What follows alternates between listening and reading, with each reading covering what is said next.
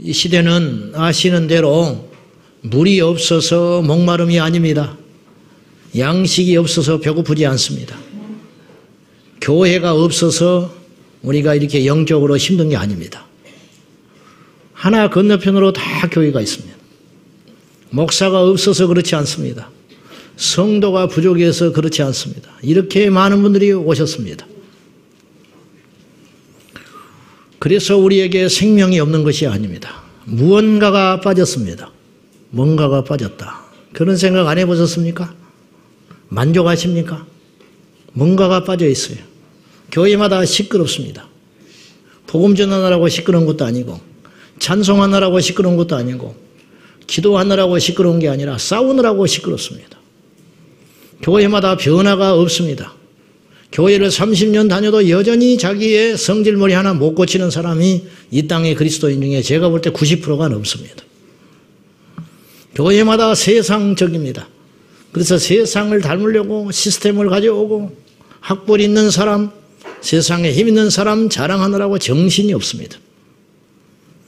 세상은 교회를 어떻게 바라보고 있는가 조롱하고 있습니다. 함부로 보고 있습니다.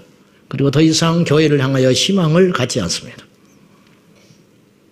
한국관광공사에서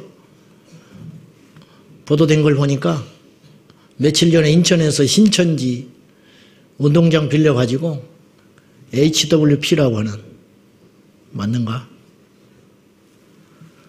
평화를 가장한 신천지 대규모 집회를 했는데 우리나라 국가기관에서 900만 원이 넘는 돈을 지원을 해줬어요. 올해만 해준 게 아니에요. 수년 동안 해줬어요. 그것을 향하여 기독교 언론에서 따졌습니다. 끄떡 안 합니다. 무서워하지 않아. 교회의 권위는 어디로 갔냐. 너무 무기력해. 너무 무력하다고 말이지.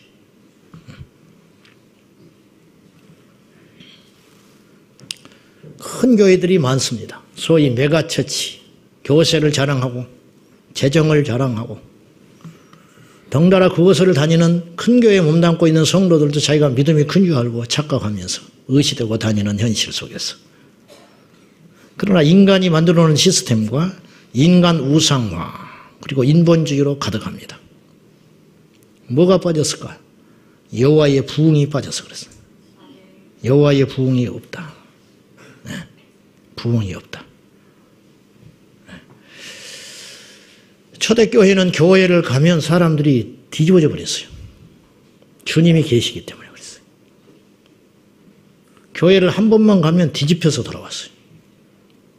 교회를 한 번만 가면 둘 중에 하나 현상이 일어나야 했어요. 우리 교회도 반드시 그래야 돼. 어떤 일이 일어나야 되냐? 회심하고 깨지든지 아니면 못 견디고 도망을 가든지 둘 중에 하나. 예수의 열렬한 제자가 되든지 생명을 거는 예수의 제자가 되든지 아니면 예수의 적대자가 되든지 둘 중에 하나. 중간지대는 없다. 복음에는 중간지대가 없어요. 교회에서 제일 고치덩어리도 누구냐면 중간지대에 있는 사람. 중간지대. 여러분, 우리가 예수를 믿는 게 과하다고 생각하십니까? 1년 365일 24시간 분초분초마다 예수만 생각해도 우리는 부족해요. 근데 무엇을 지금 추구하고 있냐고 말이에요. 무엇을 추구하냐. 너무 단순한 거 아닌가요? 너무 과격한 건 거 아닌가요? 천만에 십자가가 과격합니까? 지옥과 천국 앞에서도 우리가 과격하다는 소리를 할 수 있습니까? 부활하신 예수 그리스도 그 목전에서도 우리는 과격하며 극단적이라고 말할 수 있으며 폐쇄적이라고 말할 수 있으며 일방적이라고 말할 수 있을까요? 없다. 생명은 하나밖에 없는 거예요. 생명은 하나밖에 없어요. 초대교회는 교회만 가면 뒤집혀가지고 교회만 가면 예수님을 만나고 교회만 가면 뭔가 엄청난 사건의 주인공이 됐는데 오늘날에는 30년을 다녀도 그대로 누가 하나 변했다 그러면 그 사람을 이상한 눈으로 쳐다보는 거예요. 어떻게 변할 수가 있냐. 안 변하는 게 비정상이에요. 안 변하는 게. 왜 때문에 그럴까? 부흥이 빠졌다는 것이죠. 부흥. 교회마다 부흥을 원합니다. 그래서 부흥회도 하고 온갖 것을 프로그램을 가져오는데 정작 부흥이 무엇을 의미하냐고 물어보면 답할 사람이 많지 않아요. 수가 늘어나고 교세가 확장되는 것을 부흥쯤으로 생각해요. 뭐 때문에 전도하냐요? 전도하지 말란 소리가 아니라 뭐 때문에 우리가 지금 모였냐고 말이에요. 왜 우리가 교회의 부흥을 그토록 바라는가? 여러분, 지옥의 숫자가 늘어나는 걸 우리는 부흥이라고 말하지 않아요. 지옥은 천국 가는 사람이 훨씬 많아요. 그렇죠? 지옥 가는 사람이 훨씬 많아. 지옥에 가면 엄청난 숫자적인 부흥을 경험하게 될 거예요. 그러나 그것을 우리는 부흥이라고 말하지 않아요. 절대 그렇게 말하지 않아요. 우리는 부흥이라는 찬송도 부르고 부흥회도 열고, 그러나 그때뿐입니다. 흐르는 물에다가 글씨를 새기는 것 같고 하늘에 맨주먹을 휘두르는 것처럼 공허할 때가 너무 많습니다. 너무 지나친 비약일까요? 성경에 의외로요, 부흥이라는 단어는 한 번밖에 안 나와요. 오늘 본문에 한 번. 그것도 이제 개역 개정에만 이렇게 나오지, 현대어 성경이나 세번역 성경은 부흥이라는 말 자체가 아예 안 나와요. 부흥이라는 단어는 없지만은 부흥의 징조들과 부흥의 사건들과 부흥의 결과들은 성경에 계속 등장하고 있습니다. 부흥은 원래 한자로 다시 부자로 썼어요. 다시 부. 그래서 부활할 때 부자와 똑같아요. 부흥, 다시 흥하게 된다. 부활, 다시 살아났다. 이게 다시 부자를 쓰는 거거든요. 리바이벌이라고 하죠. 재생. 네, 재생. 한글로 보면 부흥이라는 단어는 이렇게 해석을 했어요. 쇠퇴하였던 것이 다시 일어남. 그래, 문예부흥 그런 말 쓰죠. 르네상스. 네. 과거의 영광을 다시 회복하는 것. 이게 부흥이에요. 해 아래에 새 것이 있어요, 없어요? 없습니다. 부흥은 새로운 시도가 아니에요. 부흥은 무엇이냐? 하나님의 임재가 다시 일어나는 거죠. 그게 부흥이라. 별다른 거 없어요. 오늘 본문의 하박국 선지자는 남유다가 쇠퇴하기 직전, 586년 멸망하기 직전, BC 610년부터 약 20년 동안 활동했던 최후의 선지자라고 볼 수 있는데, 이 하박국은 석장으로 된 책인데 1장에는 이제 요약을 해보면 이런 거예요. 1장에 그가 살던 남유다가 너무 패역한 거예요. 이 시대처럼. 음란하고 패역하고 썩어 문드러져 가지고 사회 곳곳이 병들어 있는데, 하나님, 이 땅은 정의가 어디가 있습니까? 어째서 남유다의 패역함을 두고만 보고 계십니까? 그랬더니 하나님께서 응답하셨어요. 바벨론을 통하여 내가 심판하겠다. 그것이 답을 받았는데, 그 이야기를 듣고 나니까 하박국이 더 힘든 일을 만난 거예요. 왜 그러냐? 바벨론은 의로우냐 이 말이야. 하나님, 바벨론은 더 패역합니다. 바벨론은 더 우상을 섬기고, 바벨론은 더 패역하고, 바벨론은 더 하나님을 대적하면 대적했지. 왜 악한 도구로 남유다를 심판하십니까? 바벨론이 무슨 자격이 있다고. 그랬더니 하나님께서 2장에서 답을 주셨어요. 바벨론도 멸망하리라. 결국 내가 쓰는 심판의 도구로 사용하고 나서 바벨론도 용서치 않겠다. 하나님께서 그렇게 응답을 해 주신 거예요. 하박국이 말한 부흥과 오늘 우리가 생각하고 있는 부흥은 사실 차이가 조금 있어요. 우리는 일반적으로 부흥을 조금 전에 정의 내렸다시피 쇠퇴하고 사그러졌던 것이 다시 일으키는 것을 부흥이라고 생각하는데, 그것이 틀린 것은 아니지만 하박국 선지자가 오늘 본문에서 사용한 이 부흥이라고 하는 개념은 단순히 우리 뜻대로 어떤 일이 새롭게 되고 회복되는 그런 차원의 문제가 아니고 주님이 행하심과 주님의 일하심이 나타나는 것, 그것이 부흥이라고 정의를 내렸어요.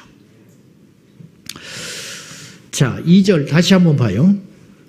여호와여, 내가 주께 대한 소문을 듣고 놀랐나이다. 여호와여, 주는 주의 일을 이 수년 내에 부흥하게 하옵소서. 이 수년 내에 나타내시옵소서. 진노 중해라도 긍휼을 잊지 마소서. 부흥의 정의가 3절에 나와 있다고 보는데요. 하나님이 대만에서부터 오시며, 중국 옆에 대만이 아니에요. 하나님이 대만에서부터 오시며 거룩한 자가 바란 산에서부터 오시는도다. 그의 영광이 하늘을 덮고 그의 찬송이 세계에 가득한 거, 이게 부흥이라요. 그의 영광이 하늘을 뒤덮고 그의 찬송이 세계에 충만한 상태, 이게 부흥이라, 이렇게 볼 수 있어요. 현대어 성경에는요, 2절을 이렇게 해석했습니다. 잘 들어보십시오. 주님께 대한 소문을 듣고 놀라움을 금할 수가 없습니다.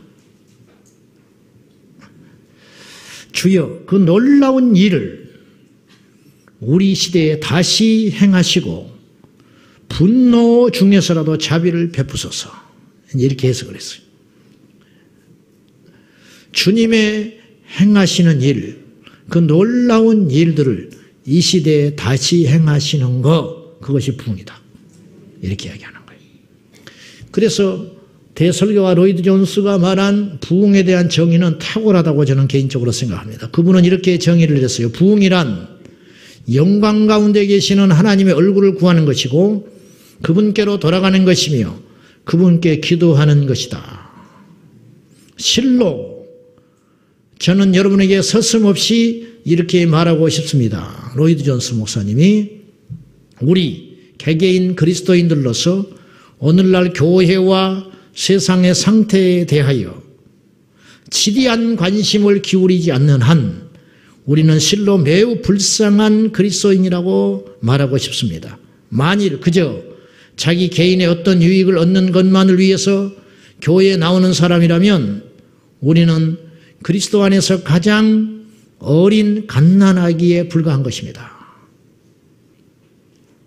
이 시대 그리스도인을 향하여 꼬집고 있는 말이에요.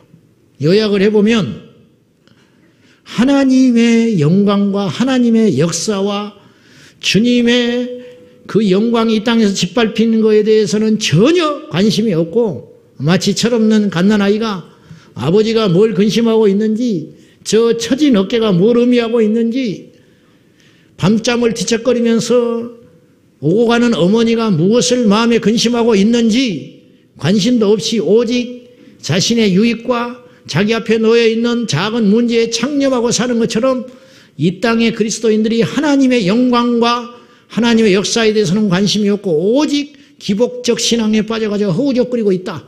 이것이 부흥을 막고 있는 것이다. 이거 좀 울리지 않게 해보세요. 이렇게 하면 녹음할 때 울림소리가 들어간다고. 자, 저는 이렇게 말하고 싶습니다. 부흥을 향한 갈망이, 부흥을 향한 목마름이 믿음의 깊이의 수준이다. 이렇게 말하고 싶어요. 네. 엘리야는요, 그 당대에 홀로 외롭게 하나님께 선지자의 쓰임 받았는데 그는 혼자였지만 그 시대를 꿰뚫고 있는 영성을 가진 사람이다. 이게 부흥의 주역이 되는 거예요. 네. 사도 바울은 가는 곳마다 주님의 부흥의 흔적을 나타내고 그가 많은 교회를 세웠다는 게 중요한 게 아니라 그가 어떤 능력을 행했다는 게 중요한 게 아니고 이단 사이비 정파도 수많은 사람을 모이게 할 수 있고 사람들을 미혹할 수 있고 이단이 기적을 행할 수 있다니까요. 그것이 문제가 아니라는 거예요. 사도 바울이 가는 곳곳마다 여호와의 영광이 나타났다는 게 중요하다는 거죠. 다윗, 하나님께 예배하며 부흥을 경험했던 다윗. 이런 이야기들에 대해서 우리가 관심을 가져야 한다는 거예요. 이 시대에. 언제까지 우리가 어떤 우리 개인적 신앙을 탈피하지 못하고 내 병 낫는 거, 내가 부유해지는 거, 어떤 내가 영적으로 어떤 체험을 하는 거 이런 차원들만 붙들고 있는 사이에 하나님의 부흥은 저 멀리 가버린다는 거죠. 주님께서 쓰시고자 하는 사람들이 점점 없어지고 있다는 거예요. 좀 쓸만하면 망가져버려요. 하나님 입장에서 볼 때는 너무너무 사실 막막하실 것 같아요. 저거 숨겨진 이렇게 좀 이렇게 쓸만하면 퍽 쓰러져 버리는 거예요. 저 교회를 탁 주목하고 순전하고 저렇게 잘 성장하면 되겠다. 내가 장차 써야겠다.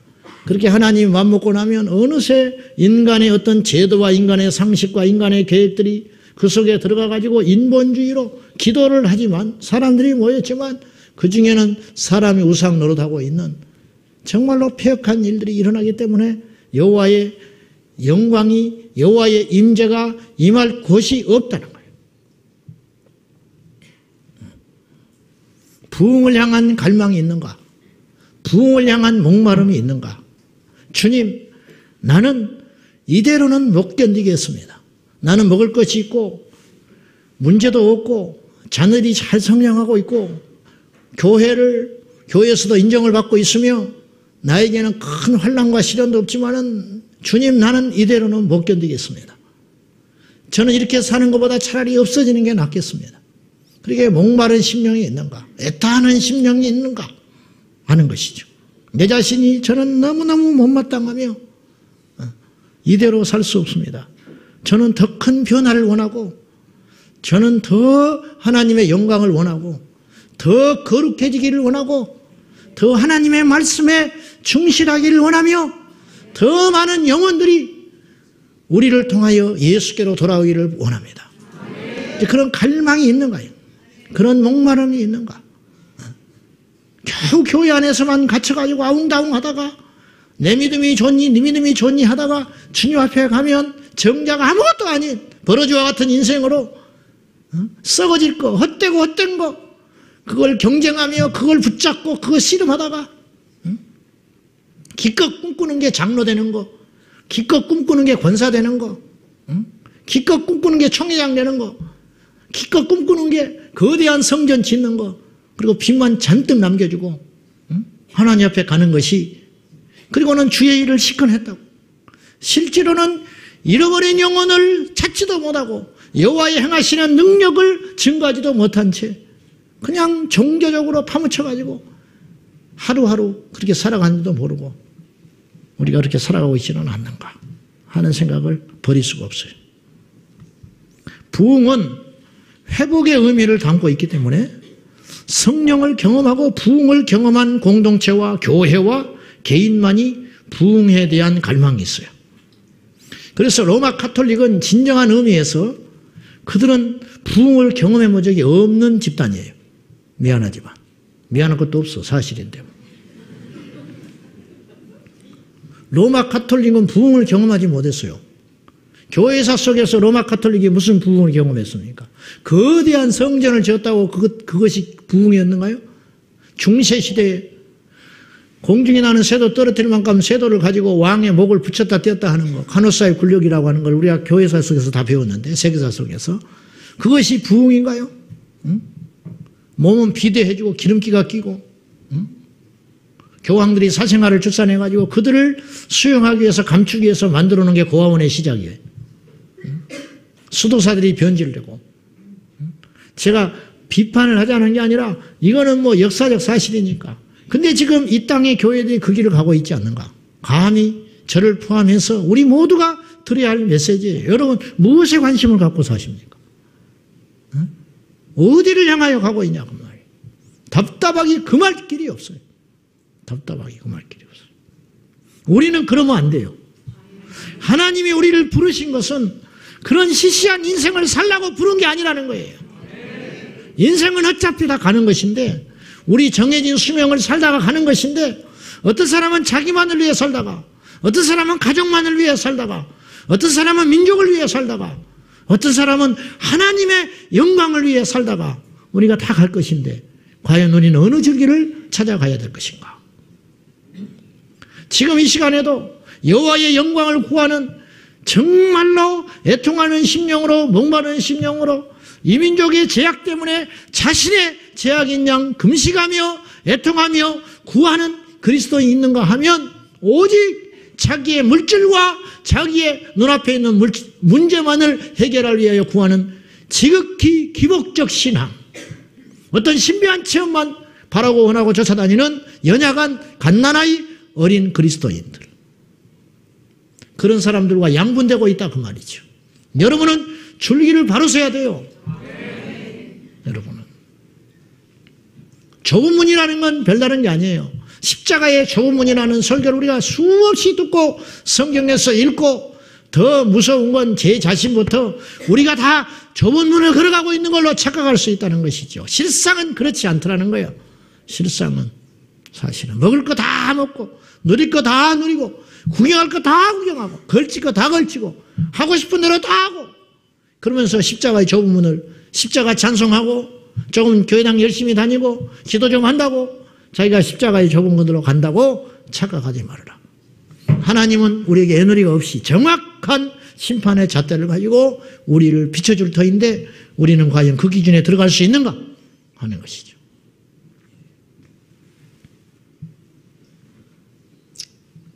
다시 말하지만 로마 카톨릭은 진정한 의미에서 부흥을 갈망할 수 없는 구조에 경험한 적이 없기 때문에 한국교회는 1907년 평양 대부흥을 경험했습니다. 그래서 그 부흥을 다시 소원하는 거예요. 한국교회는 부흥이 지나간 교회예요. 그렇기 때문에 계속 부흥을 소원해요. 다시 일어나지를 못하고 있어서 그렇지. 미국, 유럽에 깨어있는 소수의 교회들도 선배 신앙인들의 부흥을 갈망하며 오늘도 기도를 쉬지 않고 있어요. 오늘도. 교회사 속에 부흥의 흔적이 있습니다. 1517년 종교개혁. 이게 종교개혁이라는 말이에요. 이 회복이다, 회복. 이 부흥운동이에요, 사실은. 루터가 일으킨 것이. 성경으로 돌아가서 참된 믿음을 회복하자는 거. 그래서 3대 모토가 있었잖아요. 오직 성경으로, 오직 믿음으로, 그리고 오직 은혜로. 이게 뭐예요? 이게 다 이미 성경에 있는 이야기들이라. 결국 그걸로 돌아가는 운동, 회복운동. 이것이 부흥운동이라. 이게 개혁이래. 이것이. 17세기 청교도와 경건주의 운동이 영국과 독일에서 일어났습니다. 18세기 조나단 에드워즈, 휘필드 그리고 웨슬리를 통한 영적 대각성 운동이 일어났습니다. 19세기 미국과 영국을 중심으로 영적 운동이 일어날 때 스펄전, D.L. 무디, 찰스 핀이 이러한 영적 거성들이 그 시대에 영적인 놀라운 부흥을 일으켰어요. 그 결과에 어떠한 산물, 그 결과의 축복으로 이 땅에까지 복음이 들어온 거예요, 사실은. 그래서 20세기 우리 한국교회도 그 부흥을 경험했어요. 100여 년 전에. 이걸 다시 우리가 회복시키고 싶은 거예요. 이것이. 이 목마름이 있는가. 이것이. 성경에서도 역시 부흥운동이 있었습니다. 제가 이런 말을 쭉 하는 이유는 부흥에 대한 개념을 잡아보자는 거예요. 부흥에 대한 개념. 그리고 우리를 비춰봐야 해요. 그리고 우리의 방향을 잡아야 된다는 거예요. 성경에서 일어난 부흥운동이 있는데 노아 홍수 이전에 이미 세세 시대의 사람들이 여호와의 이름을 부르기 시작했다는 거예요.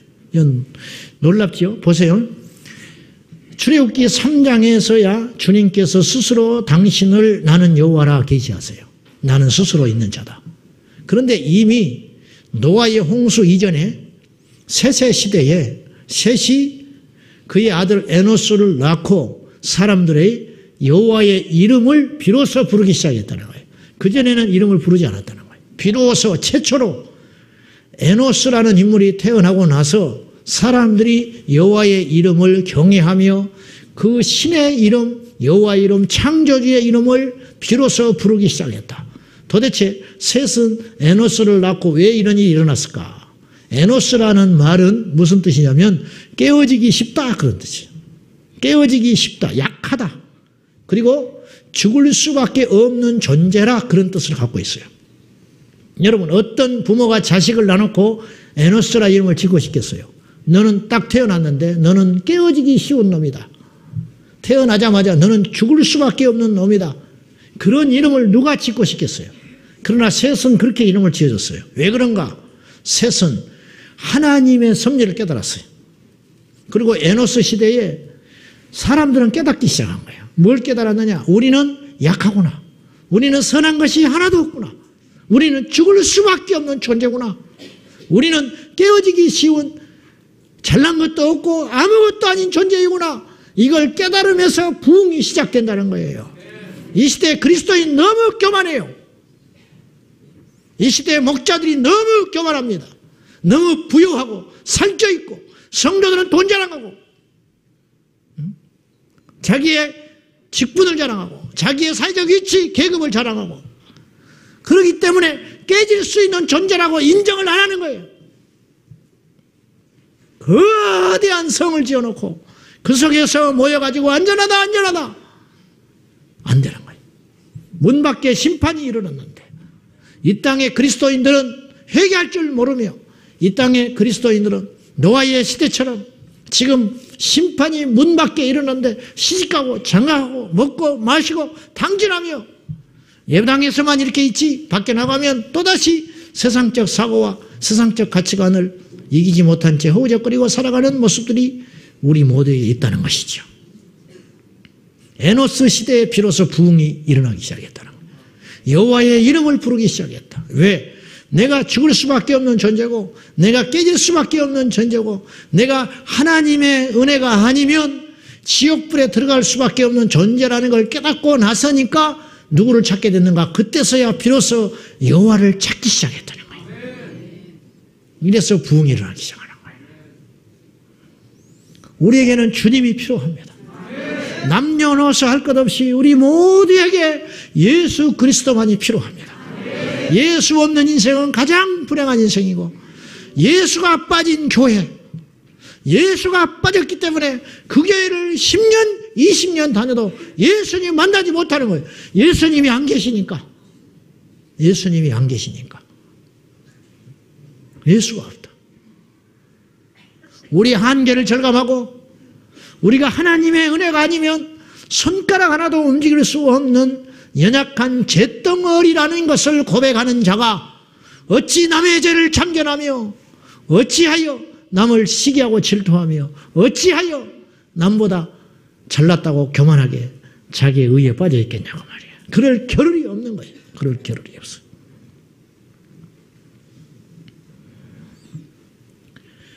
요시야 시대에 부흥이 일어났습니다.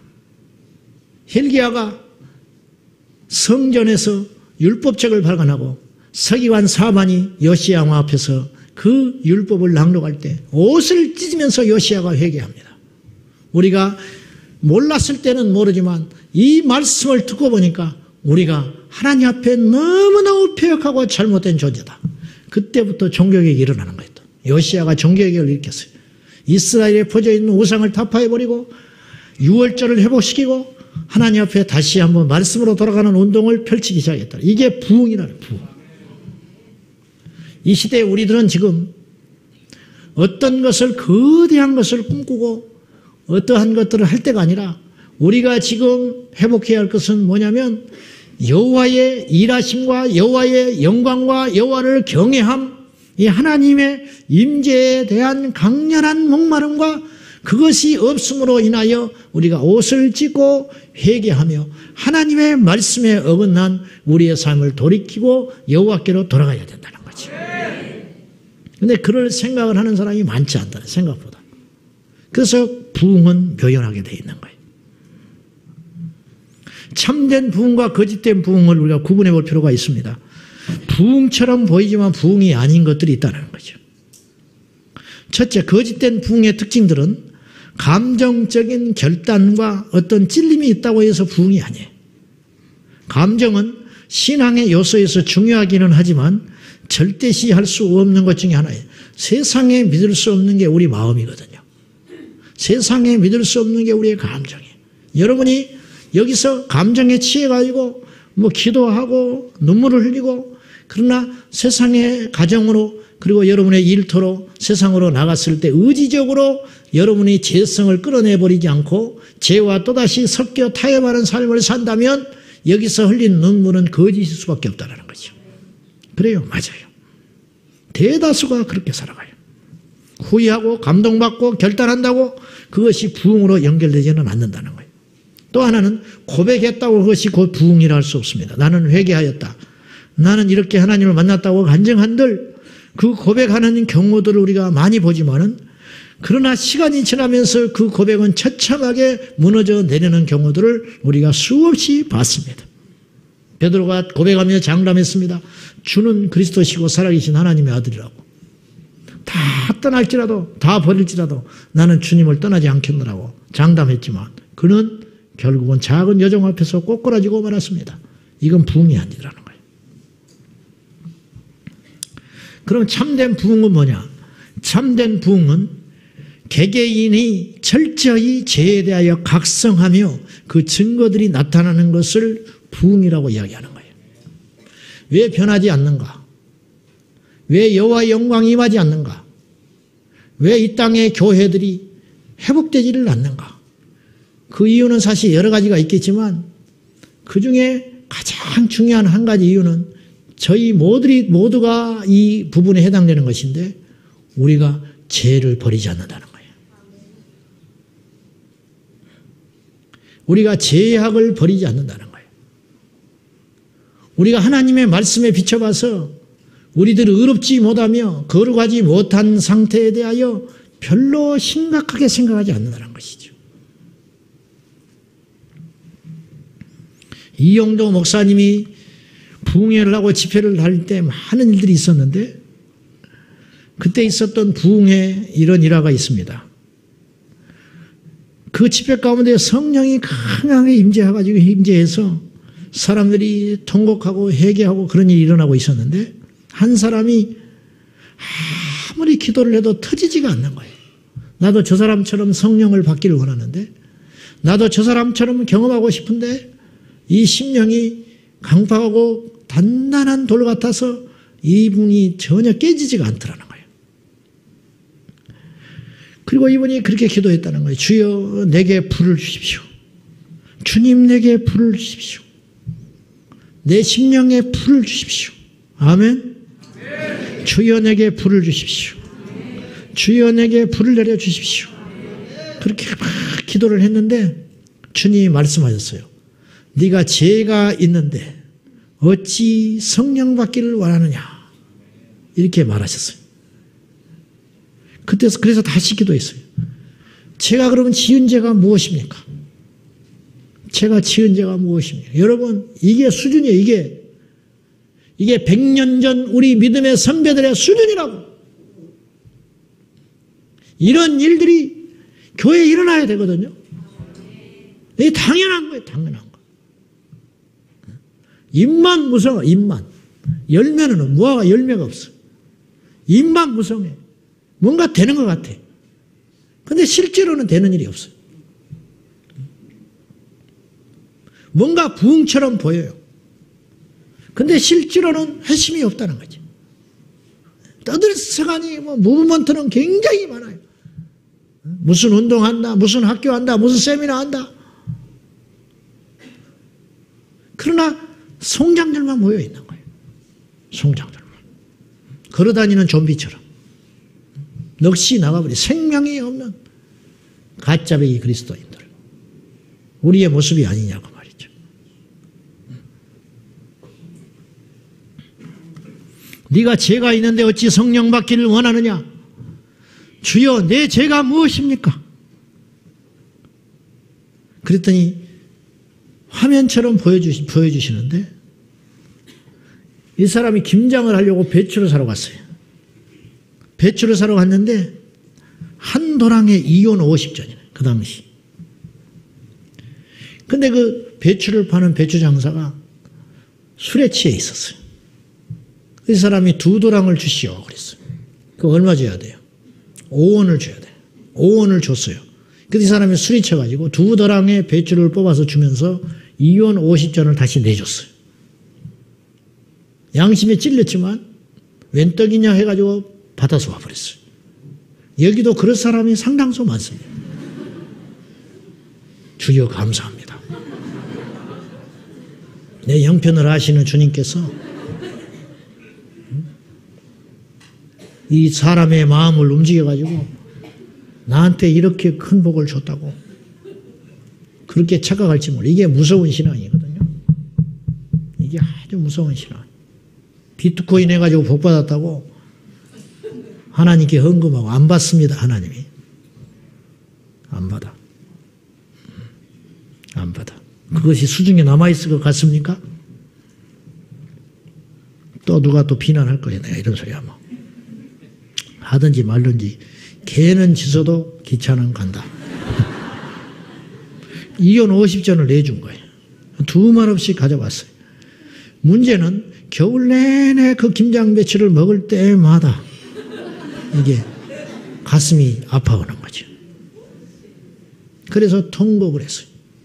그래서 5원을 꺼내가지고 봉투에 넣어서 밀봉을 하는 순간 그 부분이 하나님께서 사죄한 용서받았다는 확신이 생기면서 싹 넘어갔어요.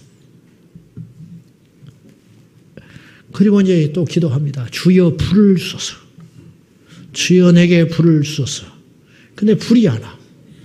주여 왜 이렇습니까? 그랬더니 주님이 또 물었어요. 또 제가 기억이 났어요. 이 사람은 마음속 깊은 곳에 뭐가 있었냐면 자기 아내가 죽기를 바라고 있었어요.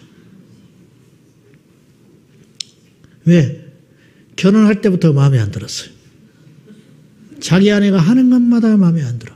그래서 첩을 얻고 싶은데 교회를 다니니까 대놓고 첩을 못 얻어. 그러니까 합법적으로 내가 새롭게 장가가는 길은 이 왼수가 죽는 거예요. 그래서 볼 때마다 죽지도 않냐. 그러면 속으로 살인을 저질렀어요. 하나님께서 그걸 꾸짖기 시작했어요. 옛날에는 남녀가 따로 앉아서 예배드렸습니다. 제가 교회 처음 가니까 그럽디다. 부부가 이렇게 교회에 들어와도 남자 여자 딱 갈라서 앉았어요. 그때 당시 그럴 때 가운데 천막 쳐놓고 옛날엔 그랬다고 그래요. 남녀 질서 부동석이라. 그러지 옆에 앉아있는 아내에게 기어서 갔어요. 울면서. 그래서 무릎을 꿇고 사죄했습니다. 나를 용서해 주고 내가 임자가 죽기를 바랬네.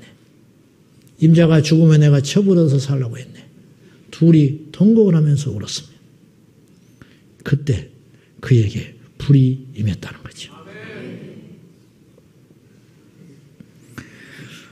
예전에 제가 얇은 책을 하나 발견해서 읽었는데 그 책이 뭐냐면 중국에 있는 예수 가족 공동체 이야기입니다. 지금은 중국이 공산화됐지만은 1921년에 중국이 공산화되기 전에 중국이 먼저 복음이 들어갔다는 거 알죠? 우리나라보다.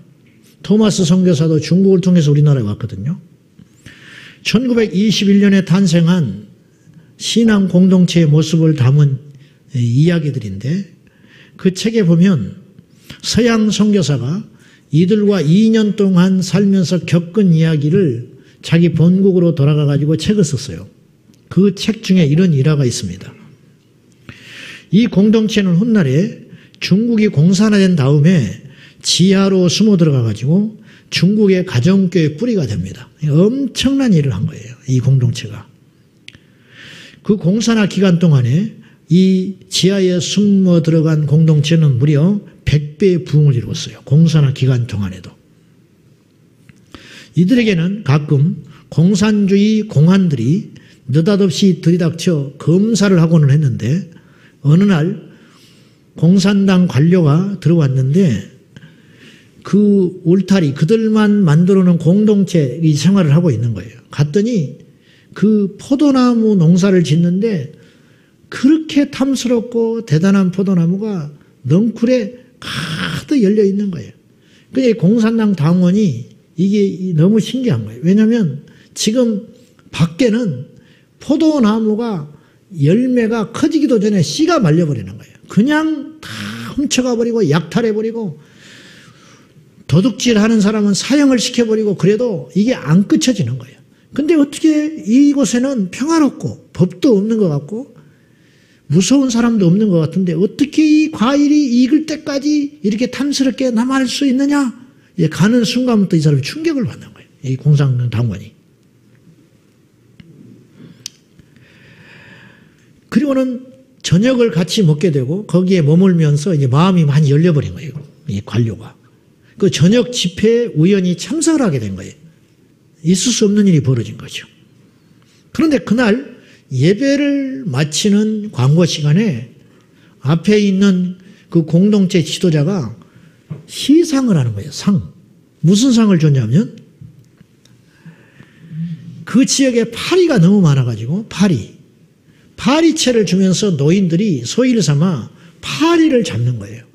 그래가지고 파리를 제일 많이 잡은 사람 1, 2, 3등에게 상을 주는 거예요.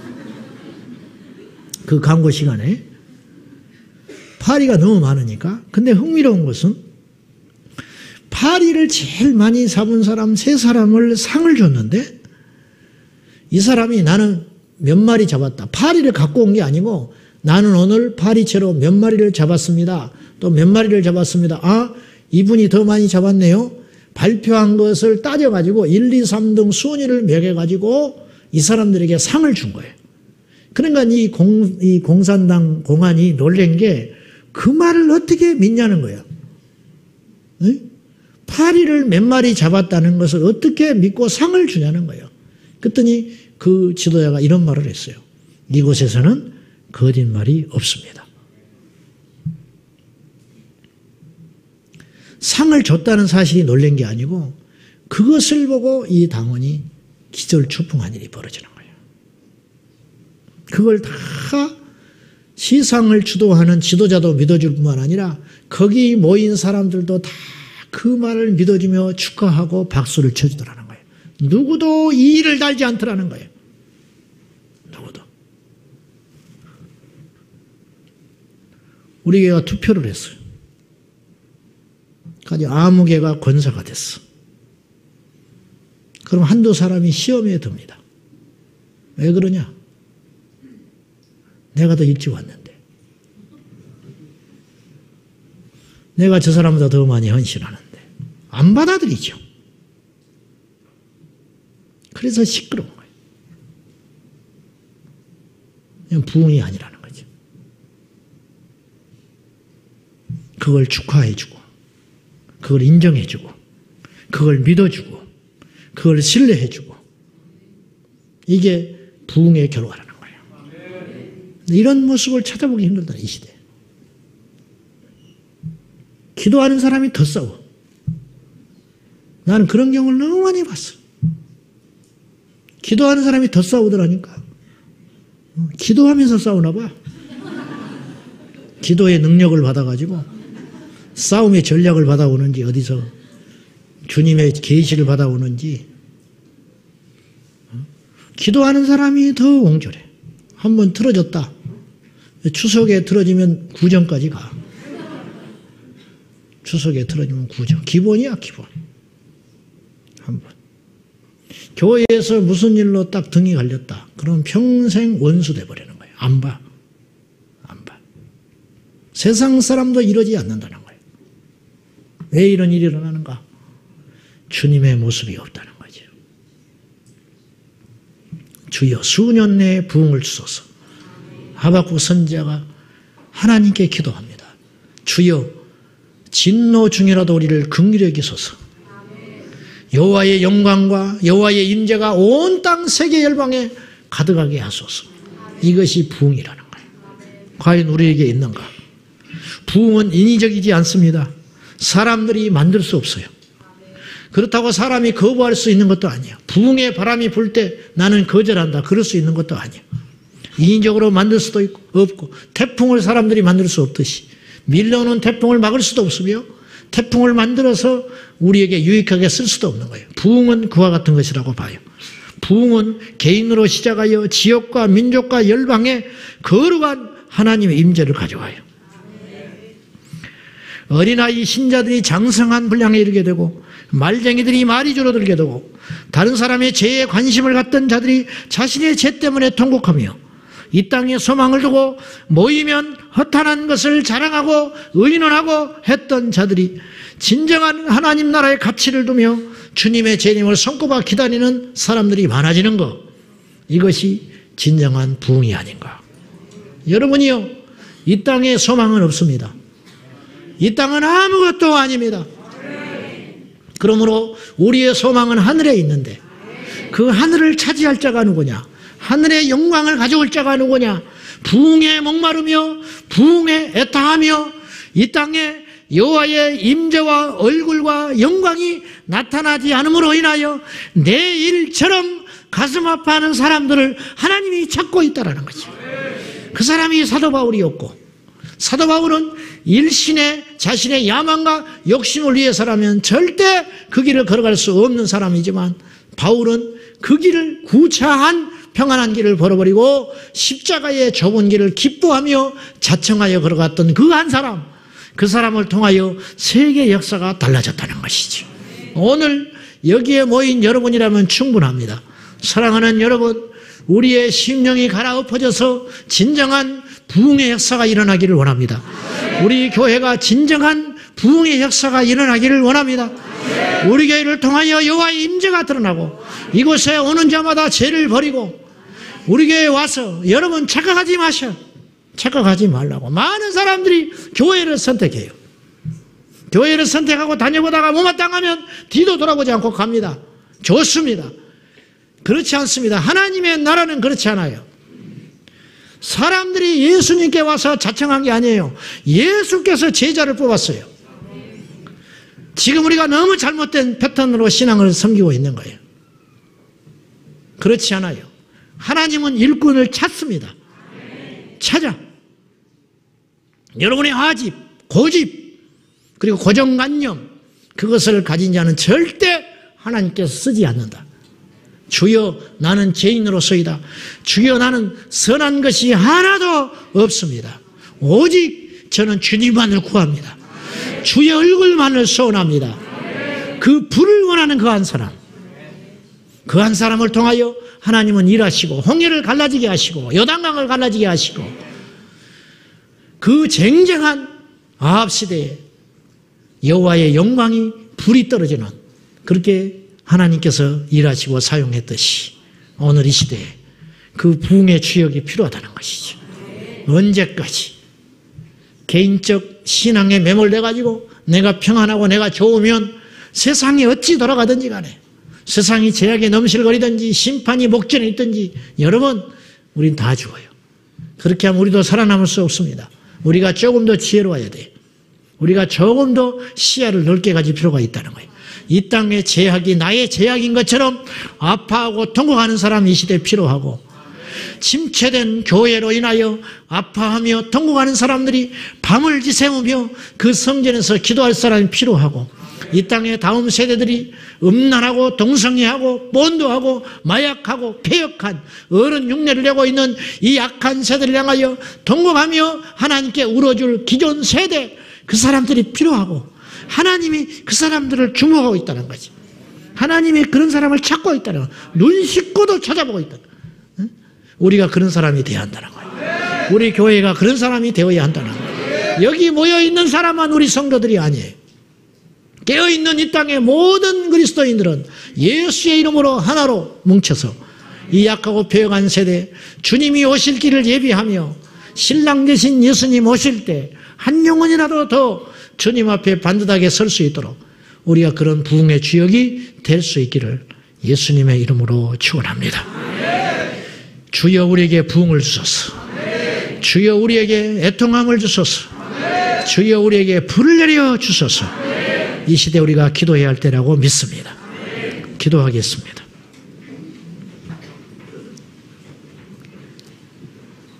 살아계신 하나님 아버지, 우리에게 약속하신 부흥을 주소서.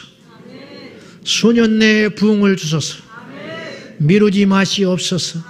이 땅의 교회들은 힘이 빠져가며 다시 오실 우리 주님 앞에 나서기도 부끄러운 존재들로 되어가고 있습니다. 세상은 죄악이 창궐하며 상상할 수 없는 비신앙적이고 하나님을 대적하는 역사들이 날이 갈수록 점점점 커지고 있나이다. 주여, 우리는 알면서도 대적을 하지 못하고 우리는 무기력에 빠져 있으며 타협하며 적당한 거리를 두고 있습니다. 주여, 우리 모두는 여호와의 이름을 부르며 일어나게 하여 주시옵시고, 최후의 한 사람, 최후의 승리를 얻을 때까지 우리가 절대로 타협하거나 넘어지거나 우리가 쓰러지지 말고 여호와의 얼굴을 구하는 예배자로 남아있게 하여 주시옵소서. 주여, 우리에게 부흥을 주소서. 주여, 우리 다음 세대에 부흥을 주소서. 주여, 우리 교회에 부흥을 주소서. 이 땅의 교회에 부흥을 주소서. 부흥을 주소서. 예수님의 이름으로 기도하옵나이다. 아멘.